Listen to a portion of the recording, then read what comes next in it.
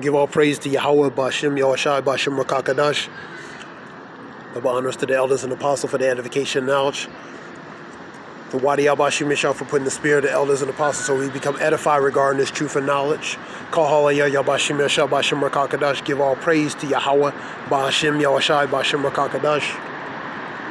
I'm going to go to Joel, 3rd chapter in Joel. I'm going to read 9th verse through 12th verse. Joel 3.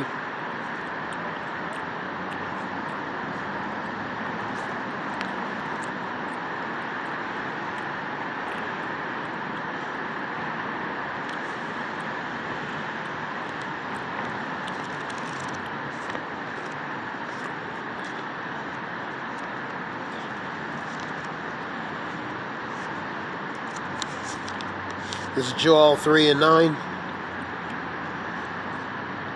Proclaim ye this among the Gentiles. Prepare war. Wake up the mighty men. And those mighty men are the ones who are preparing for war, man. These different nations. You're seeing this stir up between these different nations. China, Russia, Japan, Iran, Israel, different countries, man. Proclaim ye this among the Gentiles. Prepare war. Wake up the mighty men. Let all the men of war draw near and let them come up. So they're preparing themselves for war, man. Beat your plowshares into swords and into pruning hooks, which are agriculture. When you look at the pruning hooks and different things, the agricultural. So read that again. Beat your plowshares into swords and your pruning hooks into spears. Let the weak say, I am strong. So the weak guarding these nations that once wasn't as strong or militarily, even nuclearly have the capabilities in the past, now they are. Because these nations are building up, such as India and different other nations, man. They're becoming stronger. They're saying we're no longer weak, but we're strong. Because their military capability is building up, man, like those building blocks. So they saying to the nations, these other nations which are superpower-like or are superpower, we're not weak no more.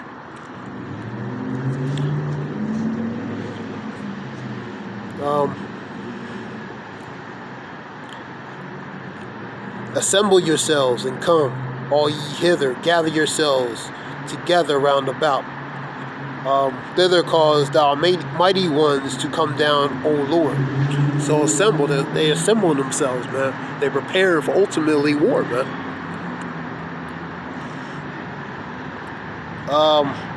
12. Let the heathen be awakened and come up to the valley of Yahweh Shaphat, which is the valley of the Lord has judged, pretty much the valley of decision, or Jehoshaphat,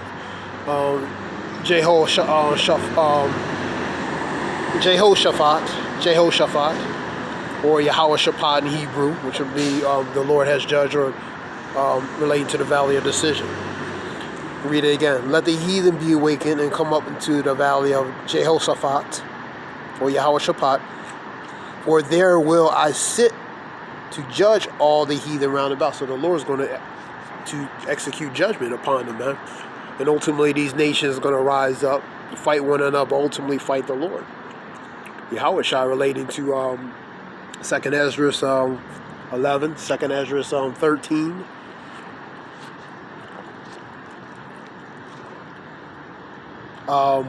Revelations 12 and Revelations 12 and 7, talking about the war in heaven. So the Michael and his archangel, Michael is the angel of war, versus his angels, Michael and the angels, versus pretty much the dragon, which this is that red dragon, which is the serpent, which relates to a certain nation, Edom, the ones in power carnally, and their angels will be the military, their planes, versus Michael and his archangels, Revelations 12 and 7. 2nd Ezra 11, 2nd Ezra, and 13. Let's go back to that one, Joel.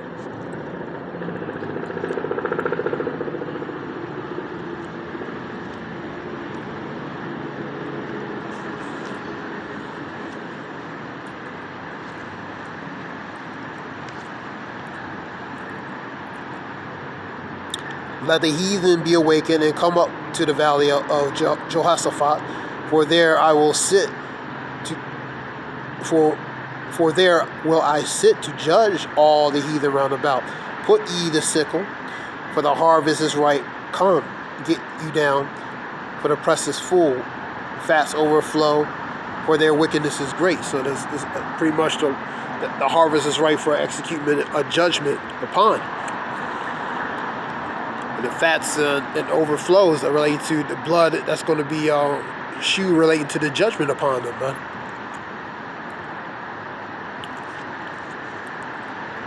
And the multitudes in the valley of decision, for the day of the Lord is near in the valley of decision. So the Lord's judgment upon those nations, man. And the sun and the moon shall be darkened, and stars withdrawn their shining. It's pretty much different signs relating to what's going to happen in those times.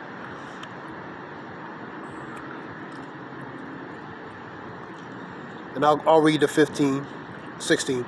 And the Lord also shall roar out of Zion, and utter his voice from Jerusalem, and the heavens and the earth shall shake. So earth is going to shake to and fro, and earth is going to be like that, shake to and fro like that drunkard.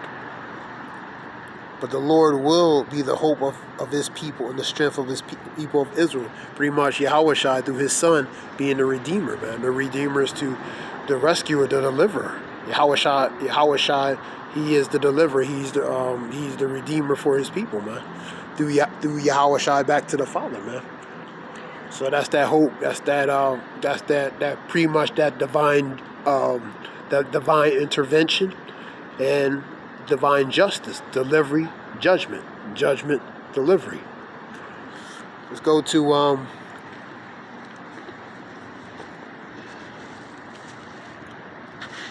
Joel 2, 1 through 3.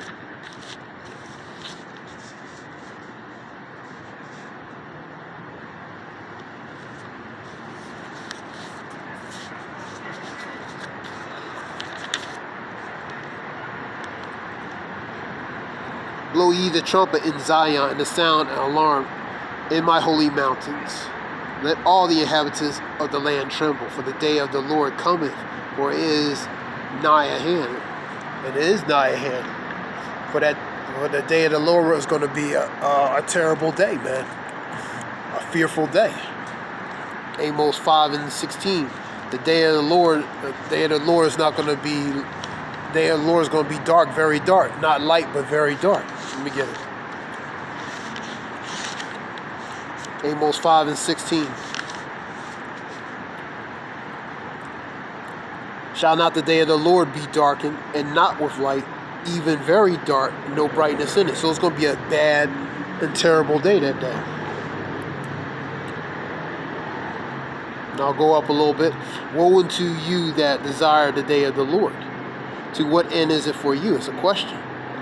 For most of the people, it's not going to be a good day for most of the people, man. For the slain of for the slain of the Lord will be many, man. For more going to perish than be saved, man. Woe unto you that desire the day of the Lord. To what end is it for you? The day of the Lord is darkness and not light. So it's very, very, very dark and not light. And I'll read 19, for example. As a man did flee from a lion, and a bear met him, and went into the house, and leaned his hand on the wall, and the serpent bit him. So inescapable, simultaneous, inescapable situation you're going to encounter. You flee from one, you're going to run right into the other. Go back to Joel 2 and 2. The day of darkness and of gloominess, a day of clouds and of thickness, as the morning spread upon the mountains, a great people and a great people, and a strong, there have not been ever like, neither shall any more after it, even the years of many generations. The fire devoured before them, behind them the flame burneth. The land is as a garden of Eden before them, and behind them a desolate wilderness.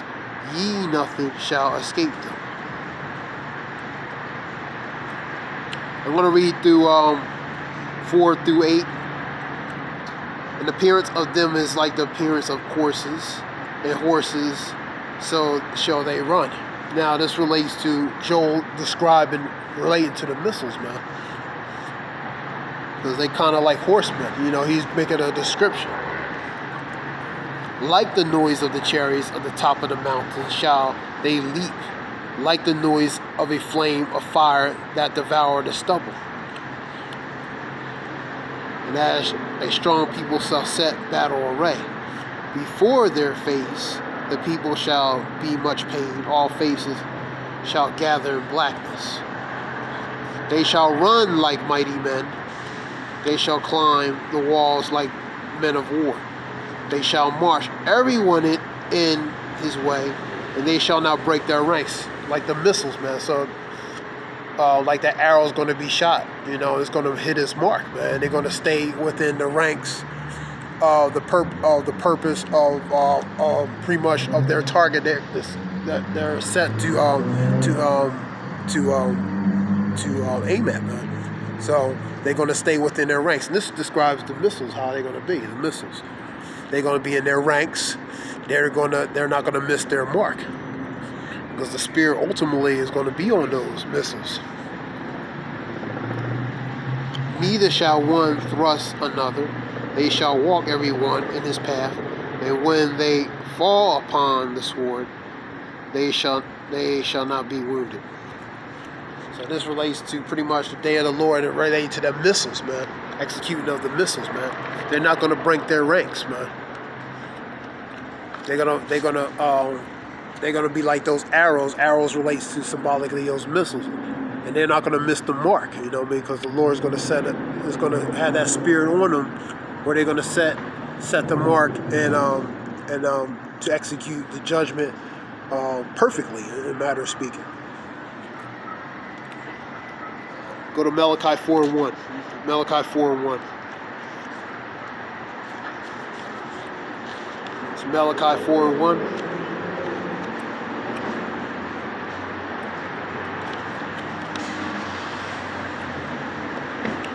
Malachi 4:1. For behold, the day cometh that shall burn as an oven. Oven is very hot, man. And all the proud, the wicked, and ye and all that do wickedly shall be stubble. So they're going to be burned crispy and stubble, and by the broom be swept away, man. Bism is that broom, man. That relates to that pretty much the wind of that nuclear missile, man. The power of that missile, relating to the radiation, the wind. Behold, read it again. Behold, the day cometh that shall burn as an oven, and all the proud, and ye and all that do wicked shall be stubble. And the day that cometh shall burn them up, saith the Lord of hosts, army, that it shall leave them neither root nor branch. So they're going to be burnt where there's nothing left.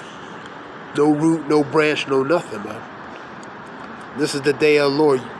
And this is symbolically talking about those missiles, man. Because that's going to be the weapon to use for the destruction upon Babylon, man. Relating to Revelations 9 and 12, relating to Revelations 11 and 14, which I will get. Those scriptures that said, those two there, relates to missiles. So World War III is in the scriptures, man.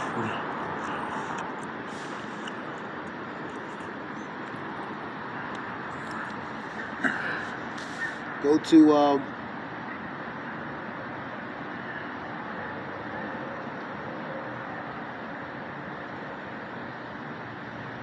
let's go to Revelations That's a little bit of that. Let me go to Revelations.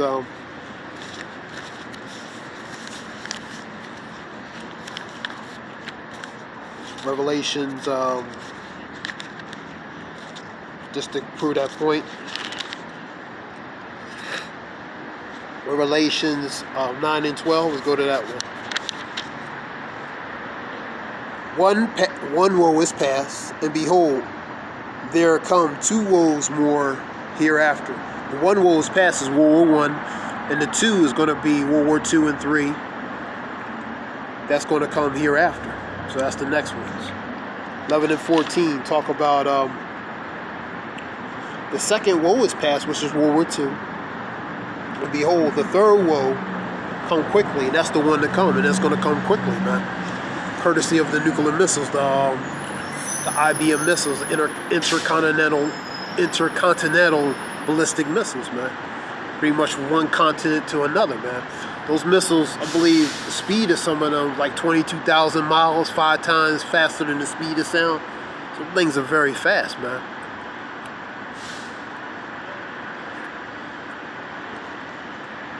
Beyond, it's very fast. Go back to Revelations 13, and before that, I'll go to Revelations 12 and 7. For there shall be a war in heaven. Michael and his angels fought against the dragon. The dragon is the one in power. That dragon relates to that red horse, man. Related to Revelation 6 and 4, the one that take peace from the earth, man. That's the carnal ones in power, man. So that carnal ones in power, their angels, which is their powerful military might, relating to the airplanes, because the airplanes would be symbolically those angels, man. They're carnal angels, which would be the military F-14s or different types of military aircraft are going to be used. Read that again. Revelations 12 and 7. For there was war in heaven, and Michael and his angels fought against the dragon, and the dragon fought, and the dragon fought and his angels. So the carnal angels of the red dragon versus the spiritual angels of Yahweh B'Shem Yahushua, man. So that's that war in heaven, man. Number 8, it prevailed not, neither was their place found any more in heaven. So they're going to lose miserably against the powers, because they're not fighting a normal adversary. They fighting a spiritual adversary that has powers and are advanced in ways beyond their understanding, man. So they're not gonna prevail against that, man. Let's go to we talk about Revelations 13.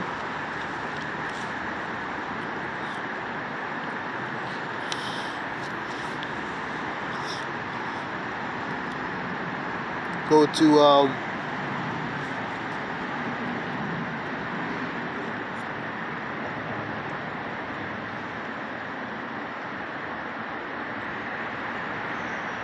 Revelations 13:15. And he had power to give a life into the image of the beast. And the image of the beast shall both speak and cause as many that would not worship the image of the beast shall be killed.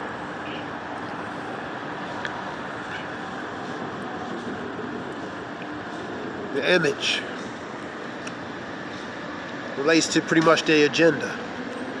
The beast represents the EU, NATO, pretty much America, man, which is aka Babylon, daughter of Virgin Babylon. And the mark is RFID, radio frequency identification, or near field communication.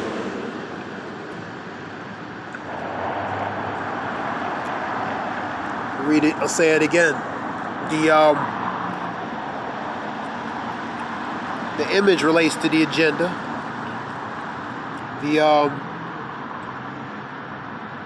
The beast represents EU, NATO, and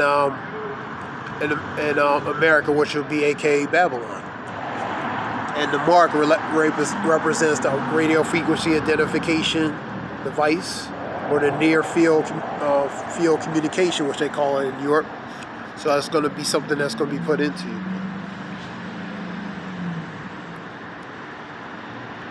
And he calls all, we'll read it 15 again. And he had powers to give life into the image of the beast, and the image shall both speak and cause as many that would not worship the image of the beast shall be killed. So they're going to be like, first they're going to come calm and be as that lamb, man. Now they're going to have, but it's going to change and they're going to speak as that dragon, having more draconic type authority. And ones who don't comply to that draconic type authority, there's consequences, a matter of speaking. 16. And all causes all, both small, great, rich, and poor, free and bond, to receive a mark in their right hands and their forehead. So there's something that's going to go in. The operative word is in, whether in their left hand or right hand, in their forehead. There's something that's going to go into you, man. It's not going to discriminate, because it's saying all rich, poor. So all people, whether small, great, rich, or poor. So it don't matter. The background, all are going to be subject to this.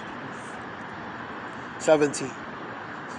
And that no man might buy or sell, say he had the mark, or the name of the beast, or the number of his name. So without this particular mark that's going to go into your body, you're not going to be able to buy, sell, or be pretty much functionally normal in society without this, man. Because this is going to take the new form of that currency that is going to replace that old form of currency that once existed, man. This is going to be the new form of currency, man. Where this form of currency is going to have everything in it that relates to your personal information and everything, man. That's related to that microchip, man. Here is the wisdom, and let him that have understanding count the number of the beast, and the number of a man, and his number is 636. Let's go to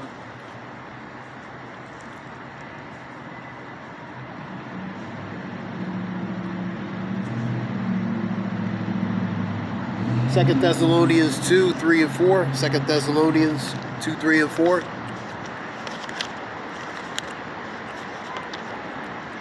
And we're not too far from relating to these things, because a lot of things are being, let's just say, mandating, edict, or forms of mandating, where you have to do certain things, certain requirements. A lot of people, like for example, police, firefighters, are quitting their jobs, or being fired, or quitting their jobs, relating to certain mandates, certain requirements that they're not comfortable with. So these are the precursors to build up ultimately to the chapter I was just reading, to that ultimately, man. So we in the precursors building up to these things, man. These are the precursors, or the pre-introduction to ultimately what's to come. Let's go to 2 Thessalonians. It's going to be a short lesson. 2 Thessalonians 2 and 3.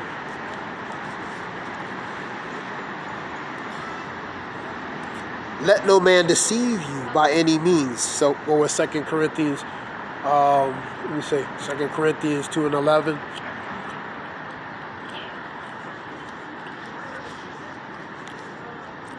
Let no man deceive thee.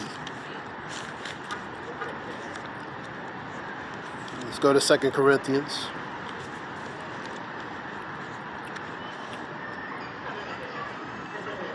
Second Corinthians 2 and 11.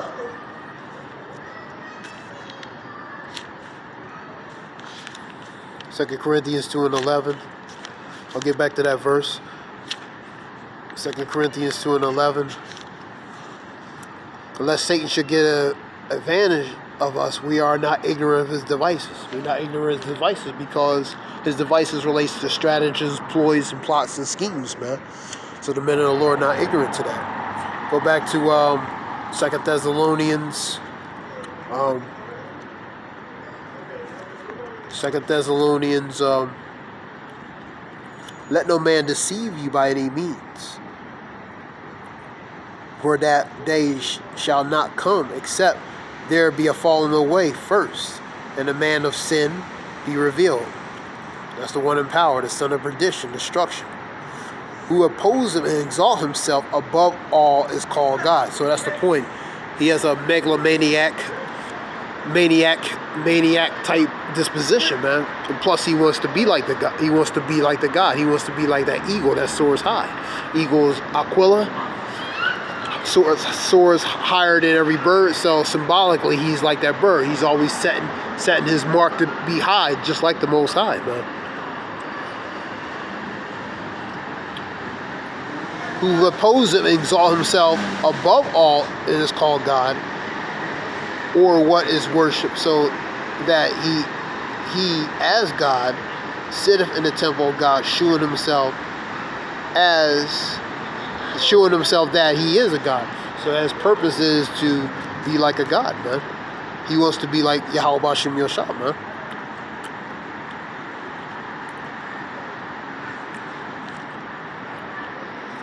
But he's doing it from a synthetic, an artificial level, man, which means a carnal level, using forms of his sorcery and witchcraft to help push that false godlikeness in him, using that mixture of his technology and different other his ploys, man, relating to his blessing on the left hand side, man. But ultimately, he can never be the Most High. So this was just a few scriptures relating to that. Give all praise to Yahweh B'Shem Yoshab B'Shem Rakakadash. I hope this held this brother Zayah, which means wolf.